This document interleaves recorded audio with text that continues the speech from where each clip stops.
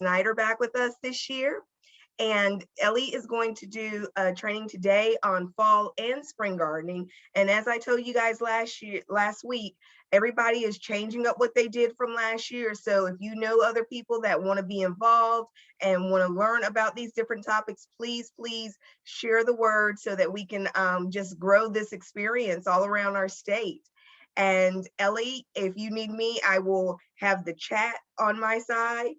Just tell me if you prefer me to do it in the beginning or you just want, I'll hold everything to the end. That's up to you, but I can look in the chat box for you. Yeah, let's try to hold things to the end, but if you see something, Sharonda, that comes up that I need to answer, then you can also holler. That sounds great.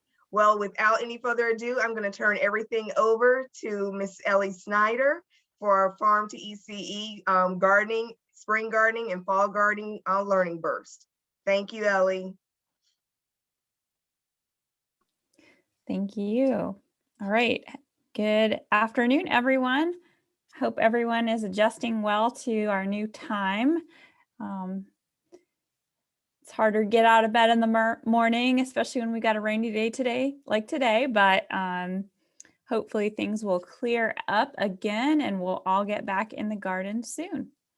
So I'm going to share my screen.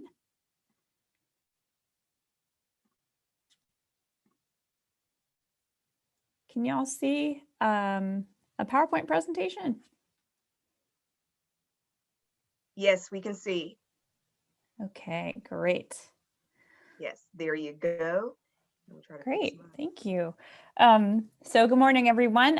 Again, I'm Eli Synder. I work in Wilkes County in the western part of the state as the horticulture extension agent here. So work with home horticulture as well as the different commercial groups here in Wilkes. We've got a lot of tree fruit growers here and vineyards, as well as a number of different vegetable growers, and I kind of try to work with everybody. So excited to talk about vegetable gardening with you, especially in these shoulder seasons. I'm calling this presentation Growing the Shoulder Seasons, which sort of refer to these cool but awesome growing seasons that we have on either end of kind of our hot summer main growing season, which a lot of people will think of as a primary season. But we can grow a whole lot in these shoulder seasons, and especially, you know, if you're in a warmer part of the state, you've got a really extended period to get solid 3 or even 4 months of gardening in.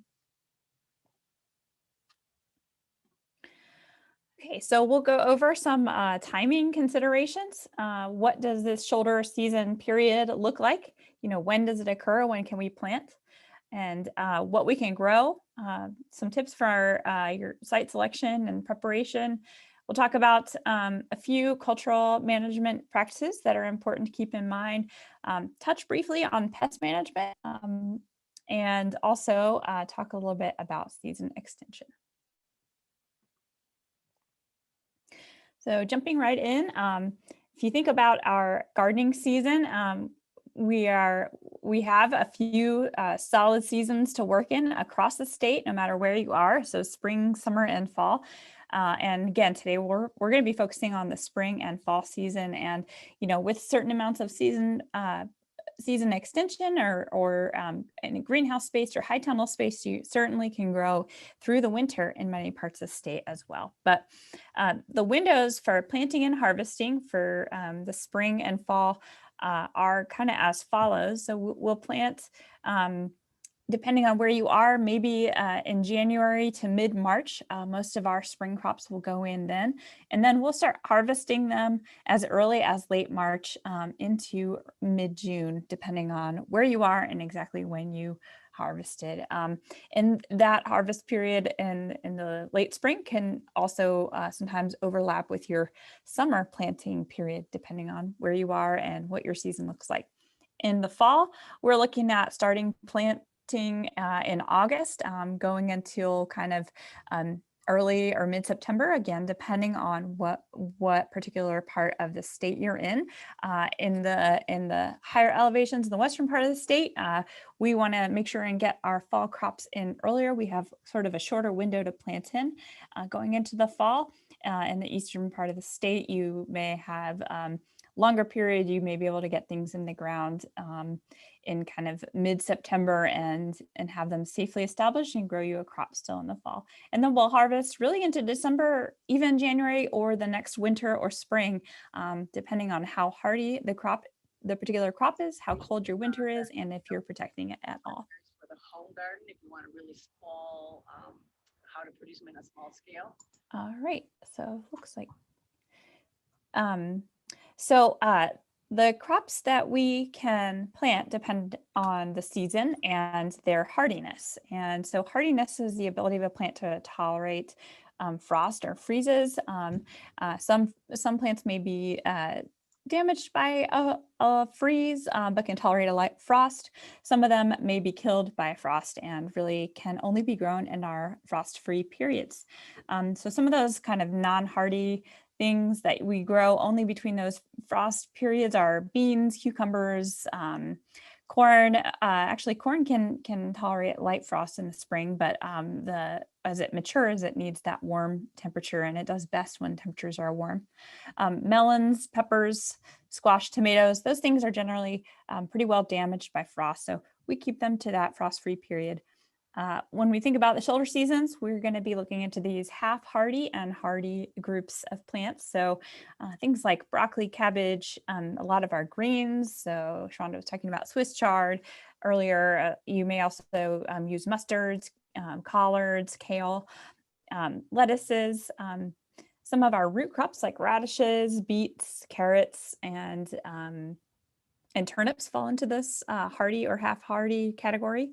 And then as you can see in this whole group of things we can plant in these shoulder seasons, some are even more hardy than others and really can tolerate very cold temperatures without damaging the part that we eat. So spinach and arugula, for example, are some of the most cold hardy greens. They can really survive outside with temperatures down into the single digits for extended periods of time.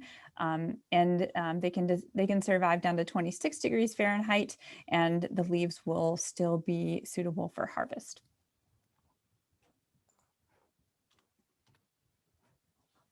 So again, we're thinking about these hardy or half hardy crops.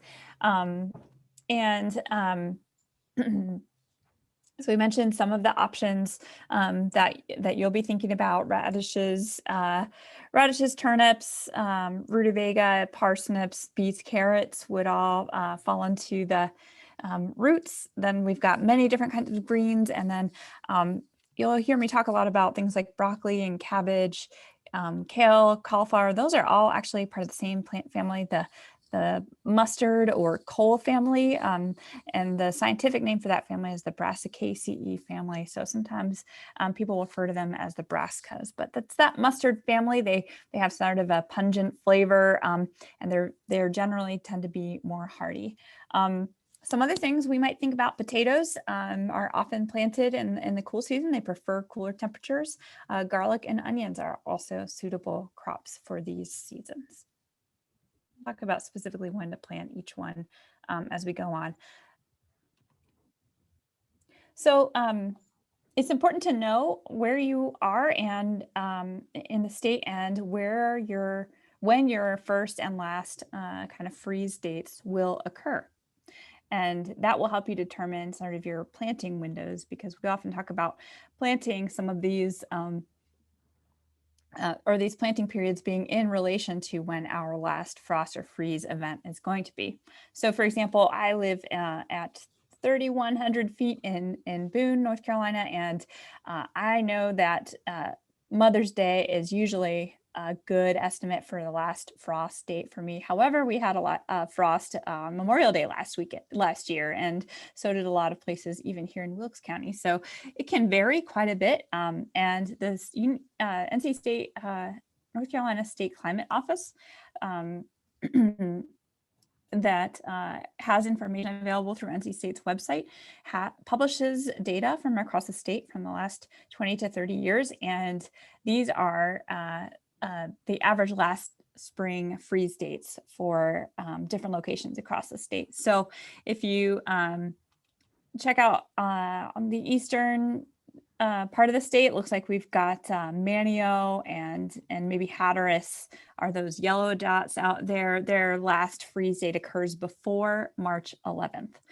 Okay, and let's scroll to kind of the middle of the state, like Wake County, Orange County, Durham County.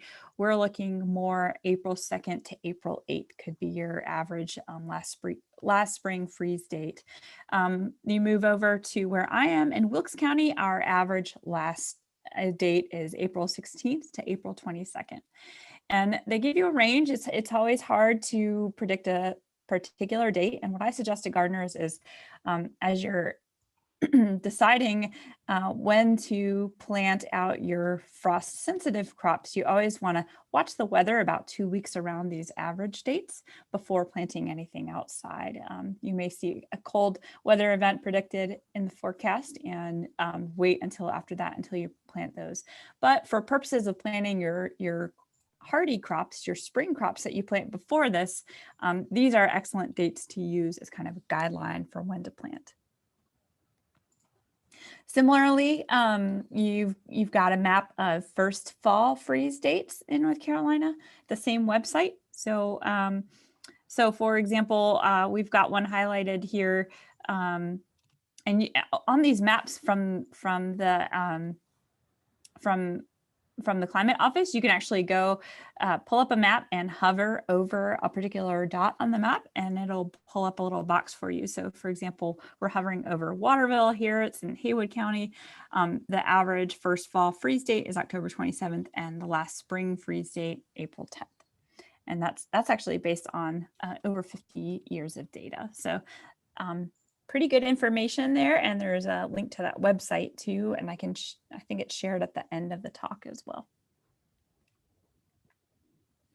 So again, we can use those first and last dates of frost and freeze to time when we're going to plant different things. So in the springtime, I like to think about 4 to 6, even 8 weeks before the last frost as a good planting window. So for example, I'm thinking about May 12th or so as my last frost date up in Boone. And I generally am planting my potatoes or my peas about 6 weeks before that. So the last week of March is kind of my target.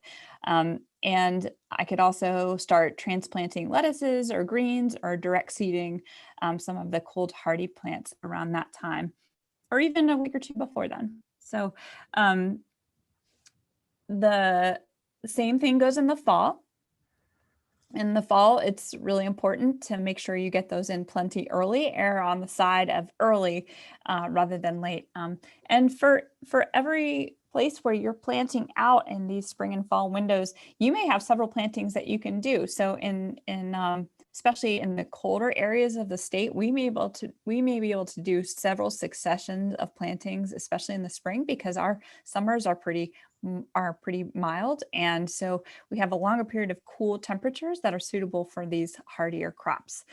So I might do 3 or 4 plantings of lettuce and maybe even 3 plantings of carrots out in the spring, spaced every 2 weeks, so I get a longer harvest window in the summer.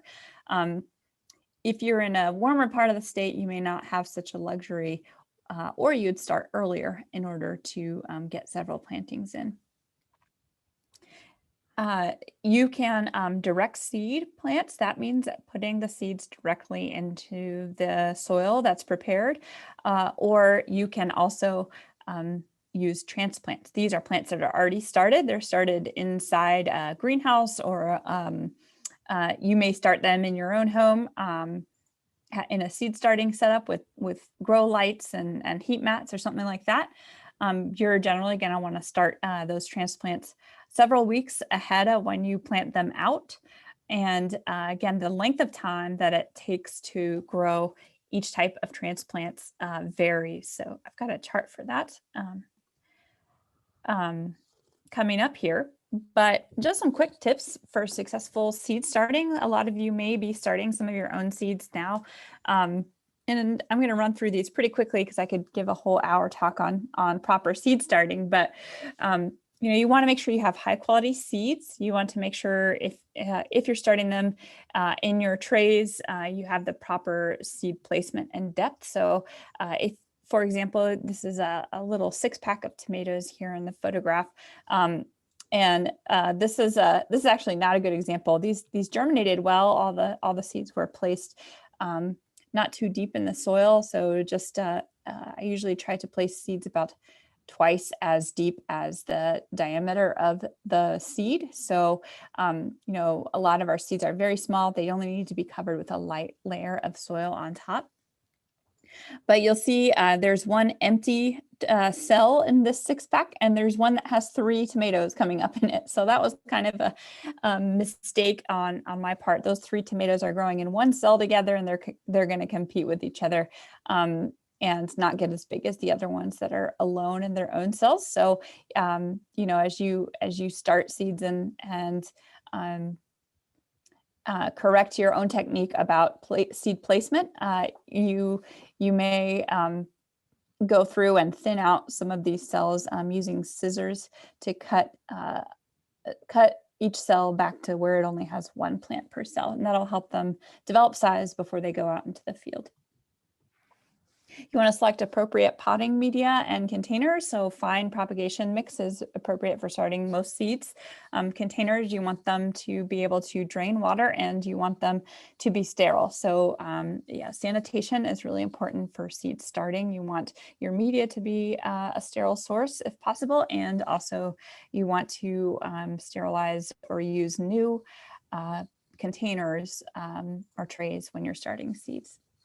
It's important to keep seedlings moist, so give them adequate moisture, especially during that germination period, but also as they continue to grow to foster healthy growth.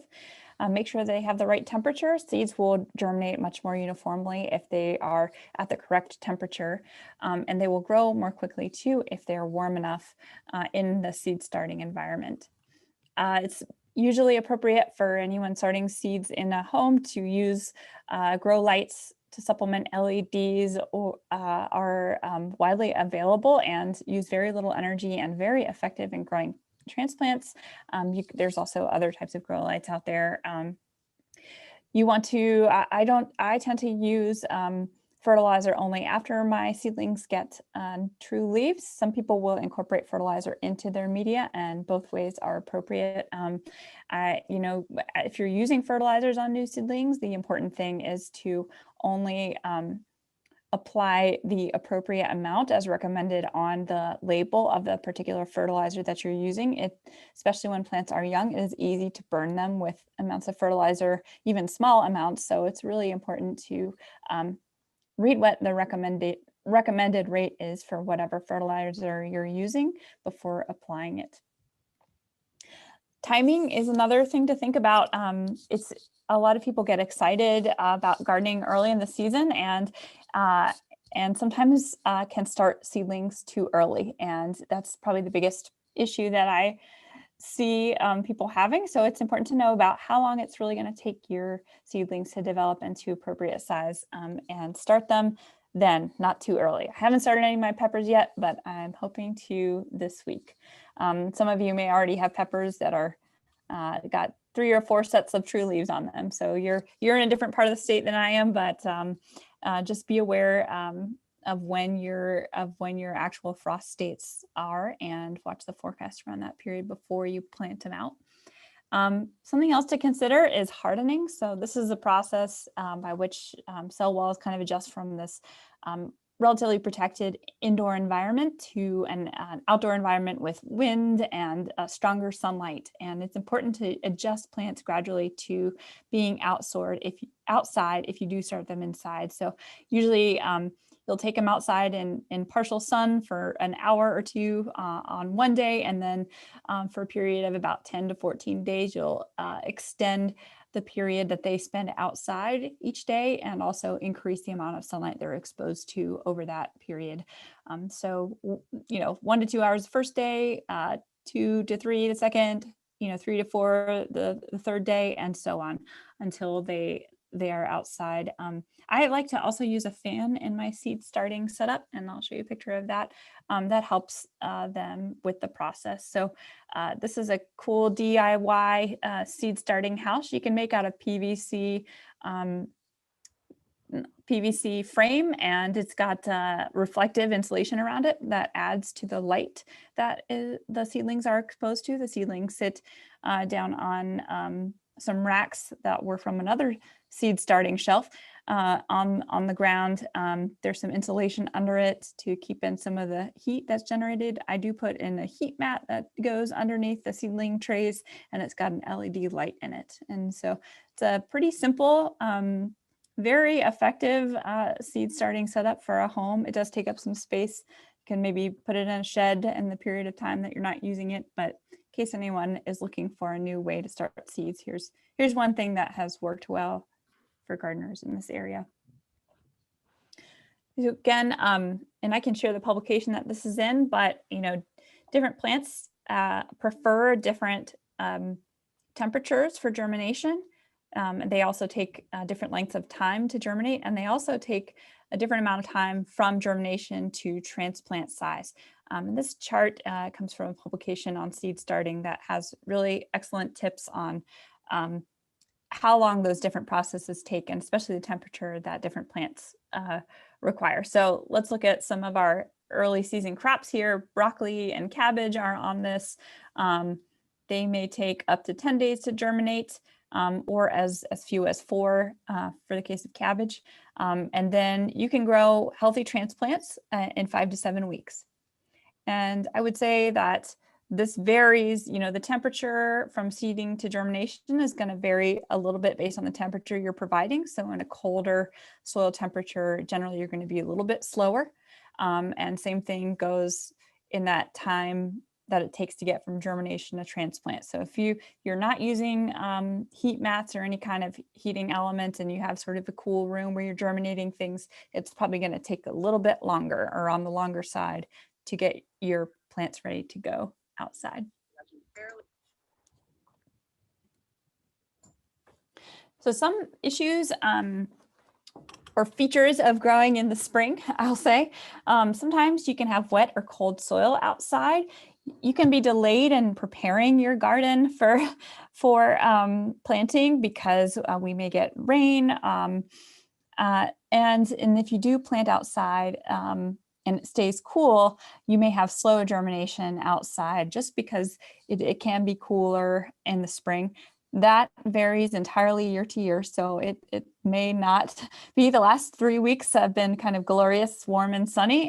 So if you did plant some things outside, chances are they came up pretty well. There are certain early season pests to think about. One that comes to mind in my area is flea beetles. Flea beetles are small black or multicolored beetles that they like to feed on. They like to feed on potatoes. They feed on some of our brassicas, so our cole crops especially. They really love things like turnips and radishes and mustards. And they can be effectively controlled with pesticides, but just know that they can be particularly aggressive in the spring. Fluctuating temperatures is something else we deal with. And in the springtime, so we can go from very cold to very warm. We can have 80-degree days or 85-degree days in spring, depending on where you are, and then drop down to 40 at night. And this makes it a little more challenging to grow some of our heading crops, such as broccoli, cauliflower, and cabbage. So I suggest with these, if you like to grow them in the early season, you select the appropriate varieties, and those would be ones that resist bolting or are described to tolerate temperature fluctuations. And there are more and more varieties out there that would be described that way, and I would recommend those for spring. In the fall, we can run into some issues with planting at a hot, dry time. These are cool season crops that really don't like to be in a whole lot of heat. Sometimes we'll have germination issues because the soil could be too warm. or it could be too dry. So oftentimes you plant a little bit more deeply in the fall time to get capture a little bit extra soil moisture to help with germination. So you can pay attention, especially to your watering when you're direct seeding fall crops. You can have some issues with space overlap if you still have summer crops going. There's overall higher pest pressure in the fall, so insect populations can build up over the season. So you can have some difficult pests in the fall. It's really kind of site specific what pests you may have. What I would suggest is paying attention to rotating your plants around the garden to make sure you're kind of moving them away from similar plants that may have grown in your garden earlier in the season to kind of interrupt some of those pest cycles. Freeze protection may be needed for certain crops that are sensitive to it. So broccoli, again, these heading crops that don't form their heads till later in the fall could be susceptible to freeze damage if they're not harvested yet. And so they may warrant some kind of protection, which we'll talk about. So some people ask, well, what should I grow? And I like to say you should grow what you like or what you want to eat or what you will eat. You could think about the value of what you could grow as kind of like a high value versus low value crop. If you're growing 100 feet of row and you are thinking about growing lettuce, you could grow 100 heads of lettuce in 100 feet of row. With carrots, you may grow 150 pounds of carrots in 100 foot of row. If you're thinking about this from a financial aspect, you could do the math and see, how much money you would save on lettuce if you grew, say, 50 feet of row of lettuce versus carrots, and that may depend on what price you are normally paying for those if you're actually buying those in a store, which could also vary quite a bit. I mean, you can get carrots for $1 a pound on sale, or you could get them for $4 a pound or $5 a pound at your farmer's market. So it just depends on your particular shopping strategies and cost saving goals with your gardening. This publication from Louisiana is really excellent. It shows you all these estimates of how much each foot of row would give you for different crops. And I'll be happy to enter that into this chat later on too. So for preparing your site, you can grow any of these cool season crops. Many of them do well in containers. You can also grow them in raised beds or in ground gardens.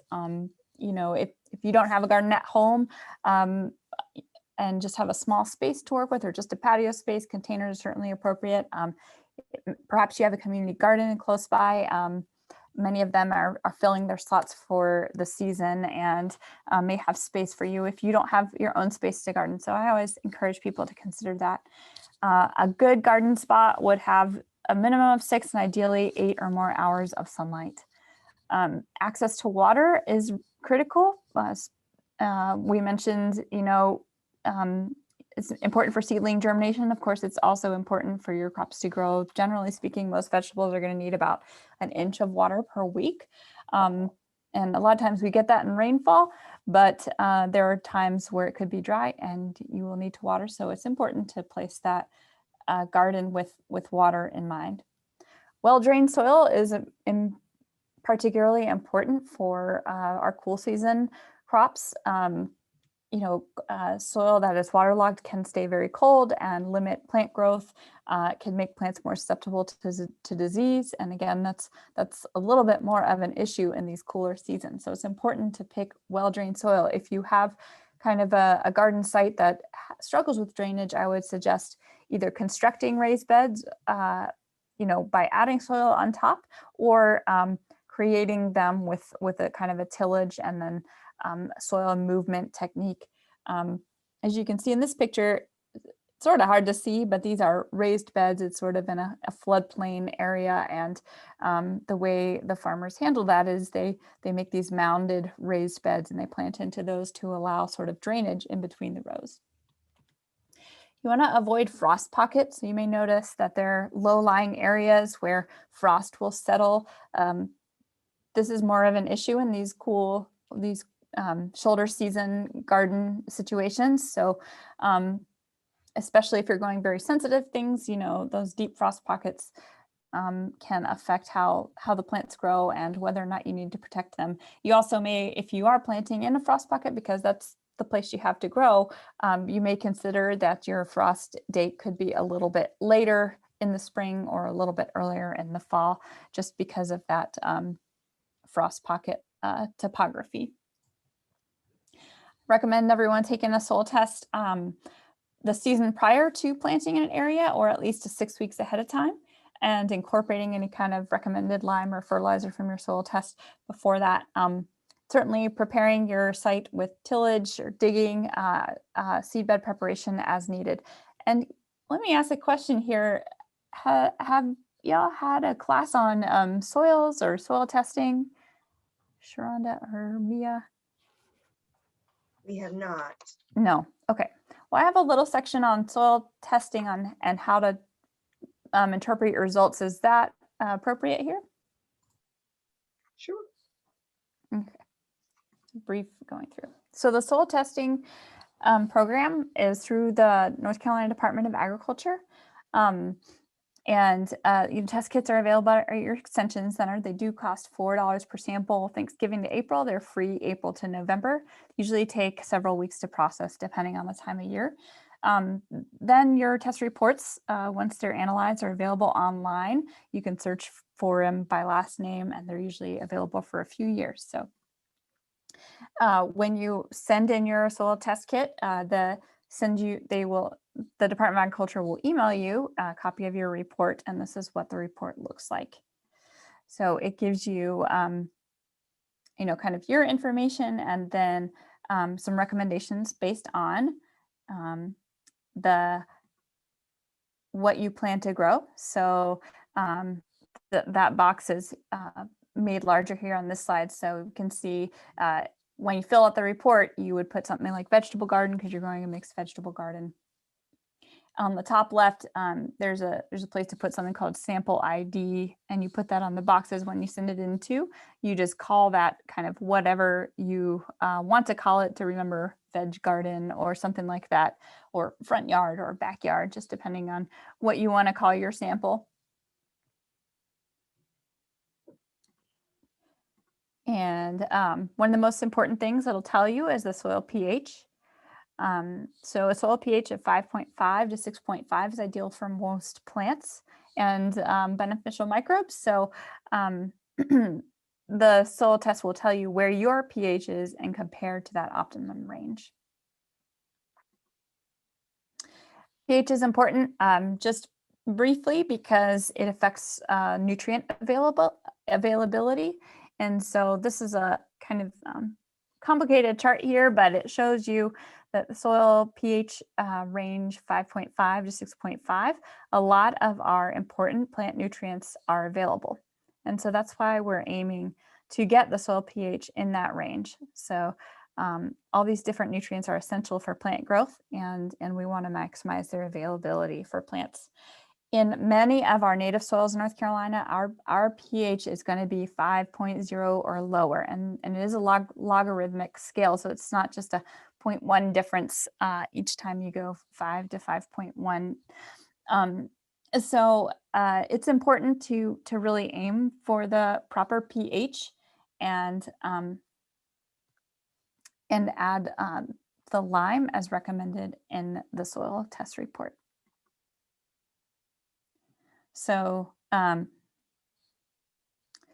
the next part of the recommendation would be your fertilizer recommendations. So the fertilizer recommendations are based on the soil analysis and also the crop you intend to grow. And you can use sort of synthetic fertilizers like 10-10-10 or natural fertilizers like composted manure to supplement the nutrients that are required here. You can also use things like bone meal or feather meal as needed. And without going into too much detail, it tells you sort of the general amount of each of the primary or macronutrients that plants will need. And again, this is based on your soil test and the plant use expectation. So let's just take a quick look at this one here. It says 20 pounds per 1,000 square feet, 5, 10, 5. So those three numbers represent nitrogen, phosphorus, and potassium. And right below this red circle, you can see two lines here, the phosphorus index and the potassium index. And that's measuring what's in your soil. As you can see, in this case, the potassium index, the amount of potassium in your soil is actually falling into that optimum range. So you don't need very much here in this recommendation. In contrast, the phosphorus is very low. It's almost nothing in your soil. And so the fertilizer recommendation has a higher number here. That 10 represents the amount of phosphorus, or sort of indicates that you need a higher level of phosphorus. Again, this is something we could probably spend a lot more time talking about, but I'm gonna move ahead. And I would say that if you have questions interpreting your soil test and you do take soil tests, then I would definitely reach out to your local extension agent and they can help you decide what's best for your garden spot. So I wanted to talk briefly about preparing a bed for direct seeding. A lot of the seeds of the plants we grow in spring and fall are quite small, and it's important to have a really well-prepared seed bed for good germination for these. So the soil should be loose, shouldn't have large clumps of soil in it, and you can use a variety of tools to help you get to that point. In this situation, this is a raised bed situation here, and what the gardener did is they actually put a tarp on the bed. It had weeds growing in it in the winter. They're getting it ready for spring planting, and they put a tarp on it for about 6 weeks.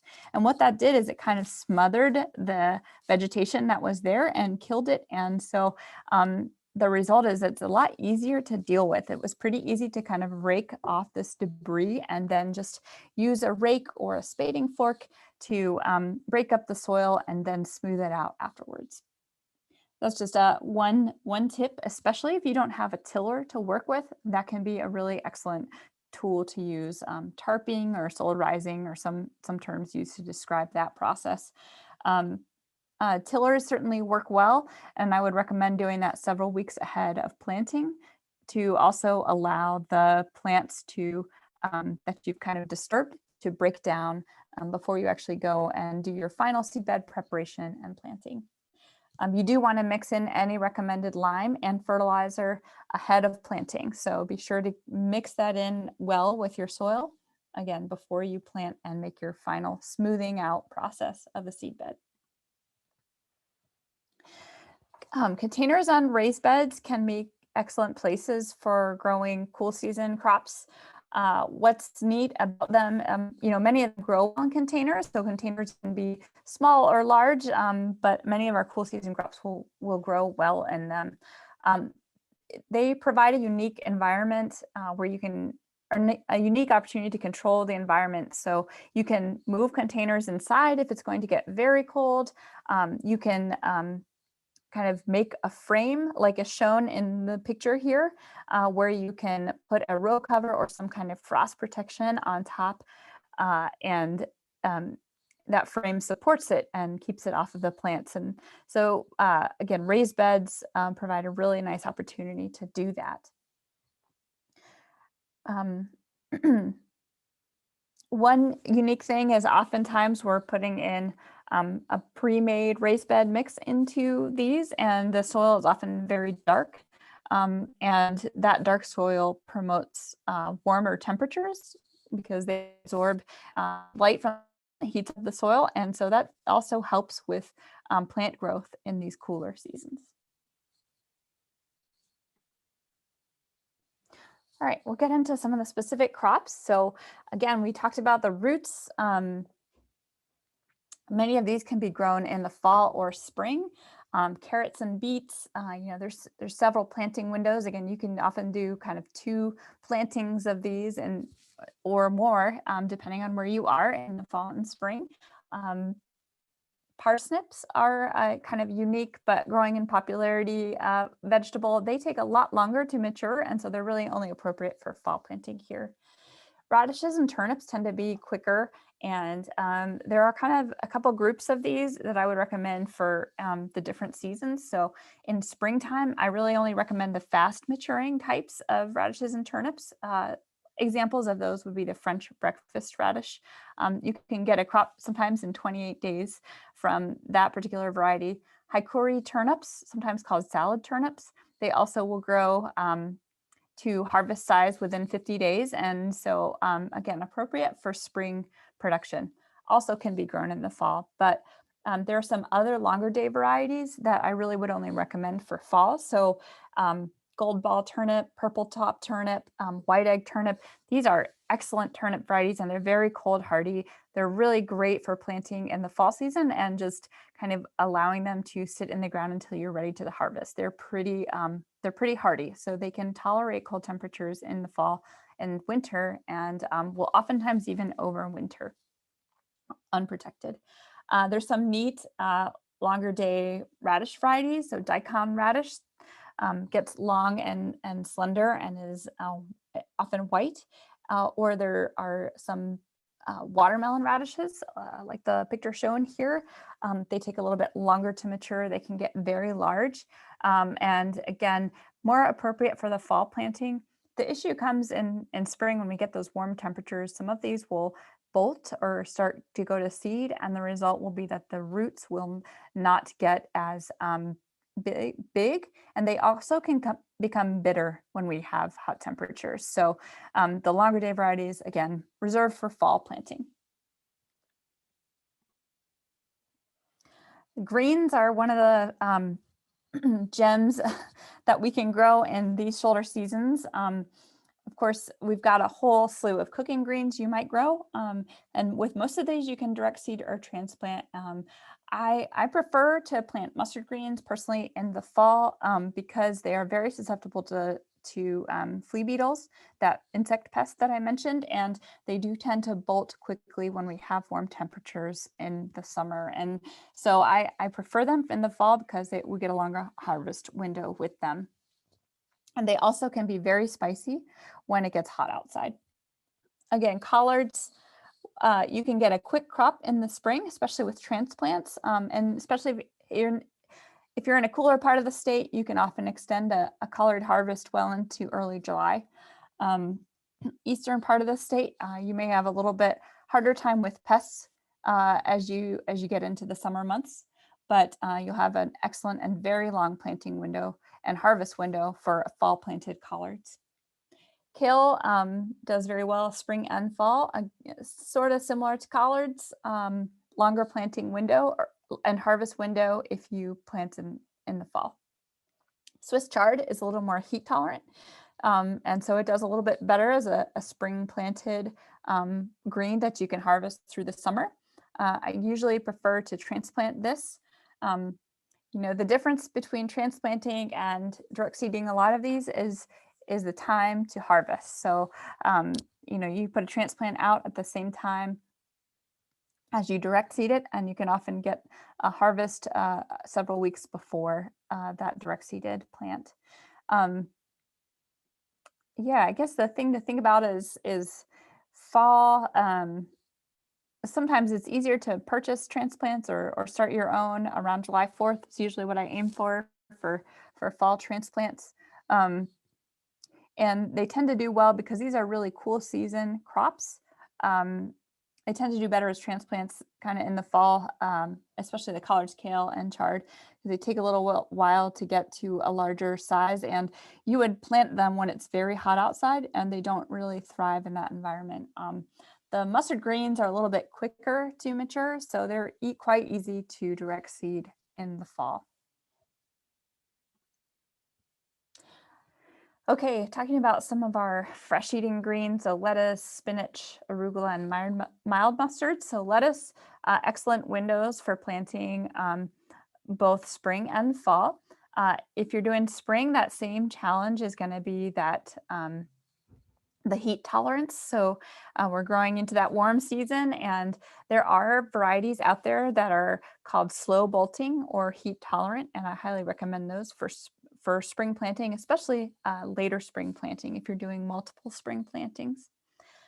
In the fall, you can do some of the cold hardy types, black-seeded Simpson, Jericho, Lola Rosa. There are some excellent, very cold hardy lettuces that are out there that you could potentially overwinter outside without protection and harvest them.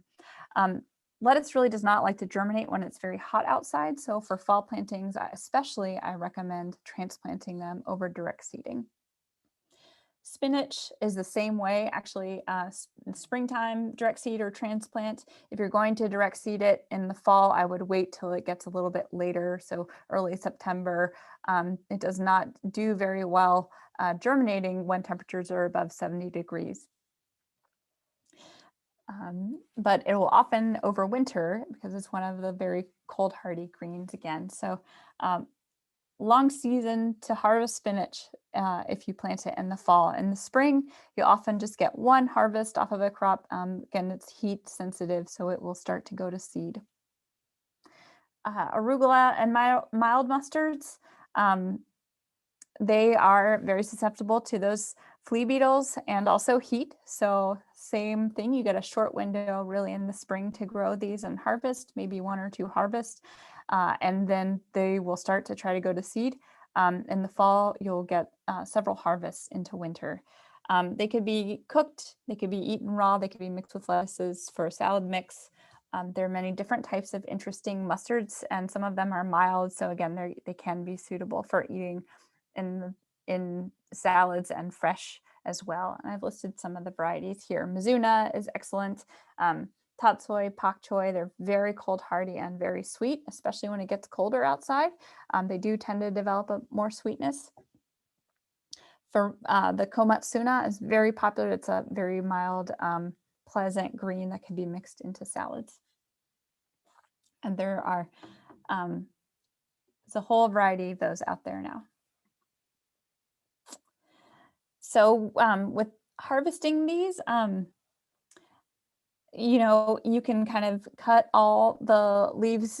You can do several, different techniques for harvest. Oftentimes in spring, we're harvesting the whole heads of lettuce or the whole head of spinach or chard, and we're just doing it one time and not expecting the plant to regrow. In the fall, we may get multiple harvests off of the same plantings, and you can do that through a couple different harvest techniques. You can use the cut and come again technique where you cut all leaves down to 2 inches above the soil line, harvest a third of your crop each week and a third in subsequent weeks to allow time for regeneration. The plant will grow back a new whole set of leaves for you to harvest again. Selective leaf harvest. This is another technique where you just harvest the larger outermost leaves. You don't take more than 40% of the total leaves at a time. Early morning harvest is ideal for a lot of these greens and cool crops. Many of them will wilt in heat and kind of lose their quality, their storage quality. You can immerse them in water to hydrate them and help extend the longevity of these crops in storage, and you do want to get them into cold storage pretty quickly. The exception being things like maybe fall harvested carrots or cabbage. You certainly want to make sure they're well hydrated. Again, wash carrots and put them in storage. Some people do store those in kind of a root cellar type situation. That's another option for some of those turnips or carrots or cabbages that can tolerate cool temperatures, but don't have to necessarily be in a refrigerator. All right, so some of these brassica crops that are good candidates for these cool seasons: cabbage, broccoli, cauliflower, and kohlrabi. Kohlrabi is a little bit quicker growing than all the others. Like the lettuces, you would want to choose kind of more heat tolerant or heat tolerant varieties. Again, those temperature fluctuations can cause these to form heads before they're ready to, and The result is you get small heads of broccoli or cabbage, and they won't size up to where you want them really to be. Generally, we're transplanting these 4 to 6 weeks before the last frost in spring, or in fall 6 to 8 weeks before the first frost. These are kind of heavy feeding crops that you consider planting them after beans that were grown in the summer, or peas, or maybe you've got some clover growing and over winter, and you turn that under, and these would be a good selection of plants to plant after that clover. So they need, by heavy feeders, I mean they can use ample amounts of fertilizer, and you do want to incorporate that into the soil before transplanting. Again, I do recommend transplants for these because they take a while, and it just helps us get a good crop with the constraints of our temperature fluctuations. Frost can damage these, so you may consider protecting them again if they're forming heads and you're likely to get a hard frost or freeze event. Kohlrabi, again, they won't kill the plant. A frost won't kill the plant, but a freeze, so where the actual plant cells sort of will freeze, that will cause that will damage the heads of broccoli, cauliflower, and cabbage. I'm not sure if that's clear, but so if you're getting below temperatures of 32 degrees Fahrenheit, when you do have those heads forming, I do recommend protecting them. Kohlrabi is the plant on the top right here. There are kind of purple and white or green varieties. It has a flavor very similar to broccoli. You actually eat this kind of a bulb type formation that occurs right above the soil. It's really fun to grow. It's really neat looking and really delicious. And if you're working with children, it's very sweet often. And so you can make kind of a salad with it, or use it in cooking. It's got a number of uses, and something I encourage people to grow as something new and easy to try. The cool seasons are a good opportunity for our herbs. So you want to seed those in early spring or late summer. Cilantro does really well in these seasons. It does not like the heat. Dill also does very well. Chervil, if you've heard of that, it's related to cilantro and dill. It can be used in fish or salad dressings. It's not that popular, but it's got a unique flavor. Parsley is also good. It's a hardy related herb, and what's unique about parsley is it's more of a biennial plant, which means it takes 2 years for it to complete its life cycle.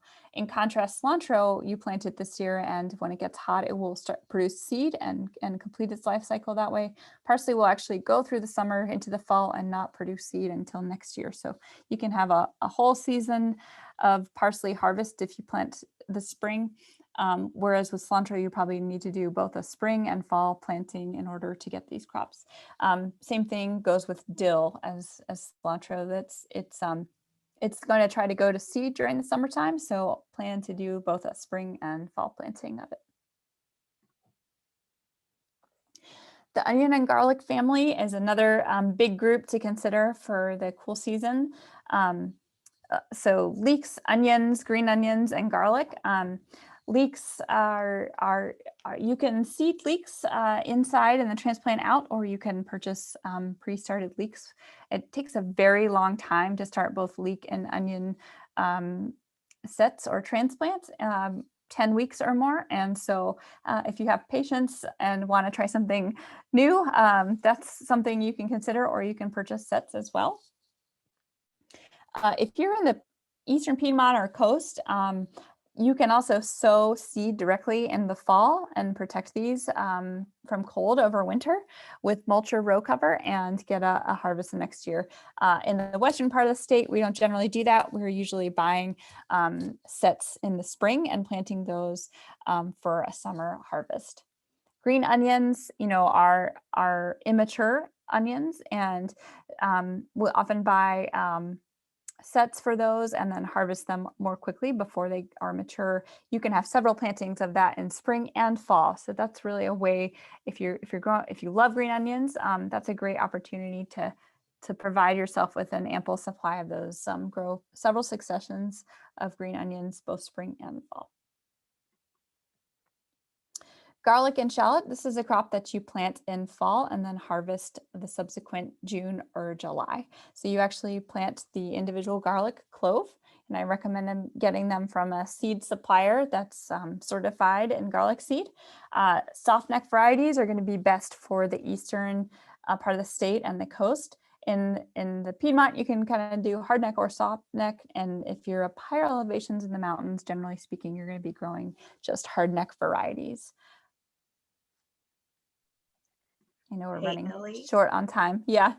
Yeah, I Just was a couple just gonna minutes. say we Okay. have 5 minutes if and we had some questions. Okay. So if you want to come to a stopping point and then I'll ask you the questions, is that good?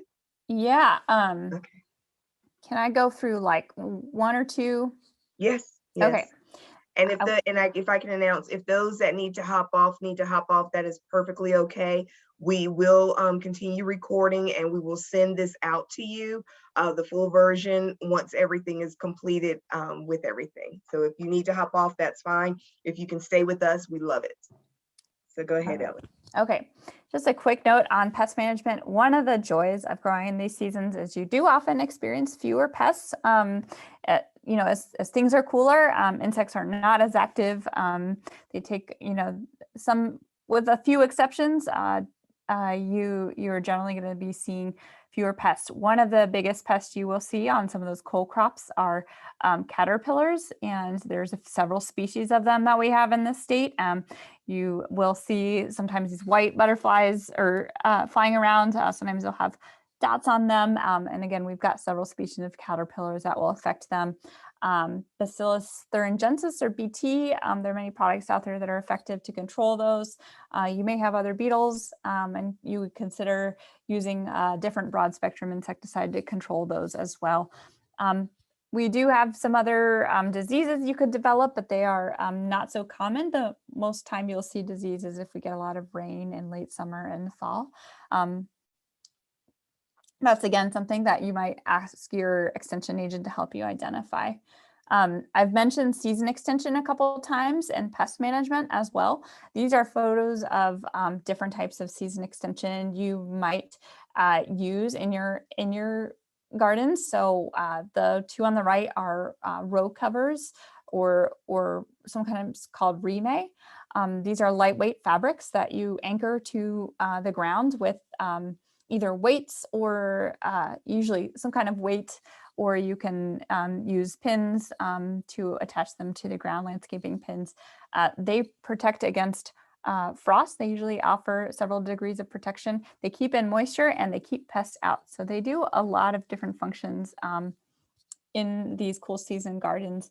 If you are going through winter, you may also consider a cold frame situation like is pictured on the right, where you've got plastic or glass covering. And the key thing with these is they can get very hot during the day, and they do need to be opened in order to let water come in. So I think I'll maybe go to questions now. How does that sound? Okay, that sounds wonderful. All right, the first one we had was, have always been curious, and let's see, have always been curious, are averages updated each year? Example, do they include frost data for recent years, or are they based on weather data from years ago? Great question. So I think they may not always include the last year or two, but they are updated regularly. So I think, for example, that map that I had up there showed data from 1948 to 2016. And so it may be that they haven't updated exactly to include the last year of data, but they are updated regularly. In other words, they're not just showing 1948 to 1970. Okay. All right, here's one. Anything I need to know about using our compost in the container gardening or the milk jugs? Like, does it need to be mixed with a black cow or potting mix before use? Okay, good question. I generally would not plant straight into compost. So I would always mix compost in with another media. So if you're using it in containers, I would put compost as part of that at a maximum of 10%. So maximum 10% compost as a percentage of the volume of media that you plant into. Okay. You can mix in a little black cow for a little extra fertilizer value. If you want to know the specific fertilizer value of your compost, you can also have it tested through the Department of Agriculture. That same lab that does the soil test will test it and give you the analysis. Okay. This person also said, and is it good to use the compost for seed starting, or should it be used on mature plants? I do not recommend using compost on seed starting, and part of that is because it's often not sterile, and it may contain pathogens that could affect your seedlings in a negative way. And so I recommend waiting till the plants are larger before putting them into a medium mixture with compost. Okay. The next question is about tomatoes and pepper seeds. And this person wants to know if they can be started outside directly in the ground in the Piedmont area, thinned, and then will they grow into and produce fruit by late summer versus starting them inside? That's a great question. I have seen that happen. I've seen that, but the kind of the answer is you will get your fruit quite a bit later. And sometimes in some years, depending on the year, you may not get fruit, basically. So it's sort of a gamble to wait and do that. Sometimes, I guess I've seen that happen more with tomatoes. I don't think I've seen that happen successfully with peppers. So I would recommend starting peppers or purchasing pepper transplants and then planting them out instead of relying on that. And different peppers will take different amounts of time to maturity. So it also depends on the type of pepper you have. All right. This person may have to unmute and ask the question, but it just says, I have a question about squash plant pest at some point. Yeah, And then, so this is Jeanette. I last year planted a garden at my daughter's preschool and had the most beautiful yellow squash plants and the most beautiful pumpkin plants until one morning when I went to drop her off and I had nothing. It was all dead on the ground. Like it had been beautiful the day before and it was dead on the ground. And so obviously something got into it. And I'm guessing it was a squash borer, but I don't know how. I've tried to research through all my gardening books and like it seems really conflicting what they recommend you do to prevent that happening. So I was just wondering if you had an opinion because I was very sad. Yeah, I mean, it could be a number of things. There are some diseases that it could have been at play, especially given our extreme rainfall last year. We, in many parts of the state, had twice as much average rainfall as we normally do. And there are some root rot diseases that squash is very susceptible to and can lead to kind of wilting. That sudden wilting does make me wonder about vine borer. You would just really need to inspect the base of the plant where it goes into the ground to see. You usually see the entry or the damage that a vine borer will do. You'll see kind of a slit at the base and some frass or some kind of looks like sawdust coming out of that area. And there definitely were, like I dug larvae or bugs or whatever out of some stalks. So okay, yeah, that's vine borer. One thing you can do is use these row covers to cover the plants until they start flowering. When they start flowering, you do have to uncover them because they get pollinated by the bees and whatever. Exactly, but you can also cover them at night, and that's actually when the vine borers are more active and the bees are not active, and bees will often just kind of sleep in squash flowers. And so yeah, if I would probably just recommend having these covers out there, covering them until they start flower, take them off during the day and cover them back at night. Okay, just a real light cover. Yeah, and there's some things even called insect netting that are lighter than what's pictured here. Okay. All right, I'll look for that. Thank you. We just had a comment about the tiller, and it says the tiller can really harm the soil food web if done too much. Okay. Yeah, great. Okay. Yeah, and that's another reason to use that tarping method where you're not kind of. Okay. Yeah. I've had a great luck avoiding pest damage on turnips / mustard crops during warmer temps, not necessarily summer, with very light row cover. These crops have gotten really chewed up by buggies when not covered at the time, just mentioning, including Asian greens as well. Yeah, excellent. Another reason to use these row covers or insect netting. All right. And do you leave the covers on all the time? Yeah, you can. I have found that during very wet periods, you can have some rotting issues. So I would recommend, if we've got several days of rain, I would actually either take them off right after or take them off during that rain period, because you do want to get some airflow there. If it gets very hot, I would also recommend removing them briefly. Unless it's just the Okay. insect netting. That doesn't really keep in any heat. All right. Having some issues with my mouse and navigating here. Sorry. No problem. Thanks for reading these questions.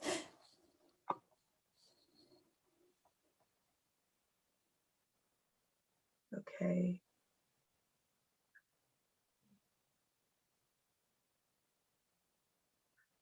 I don't know what happened. I'm at the end and okay, because I know there was another one. Okay.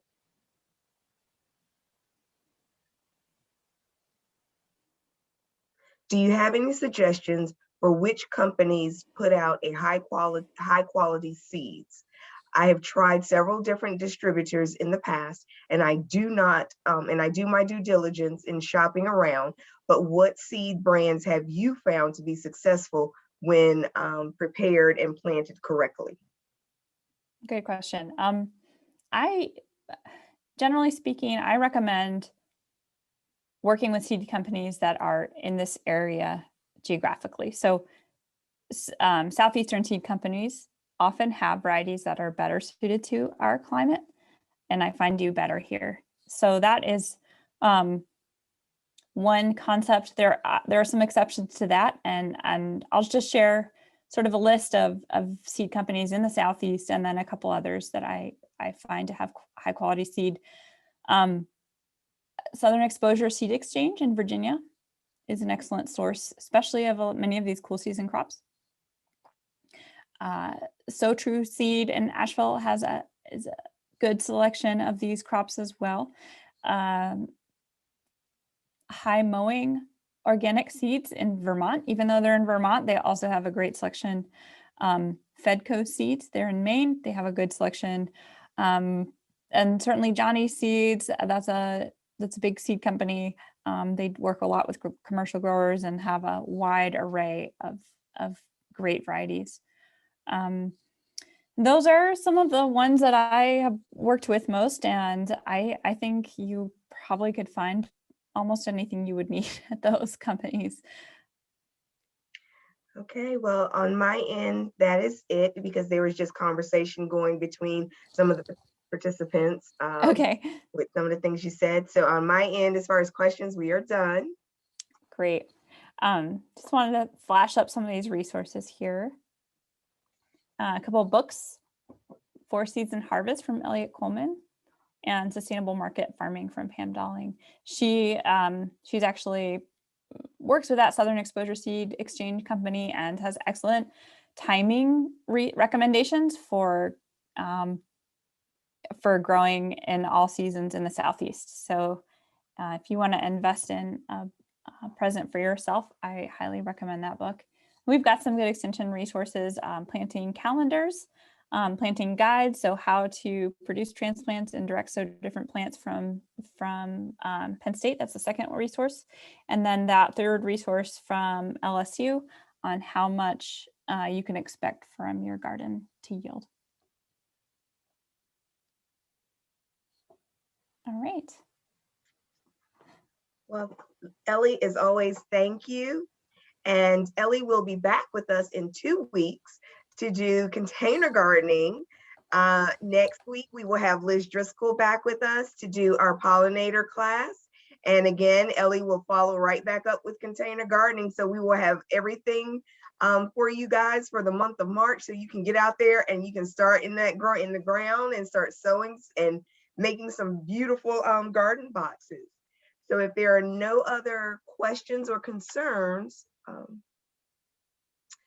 we have one that says Reader's Digest also has a book called The Ultimate Book of Vegetables that is great. Great. Yeah.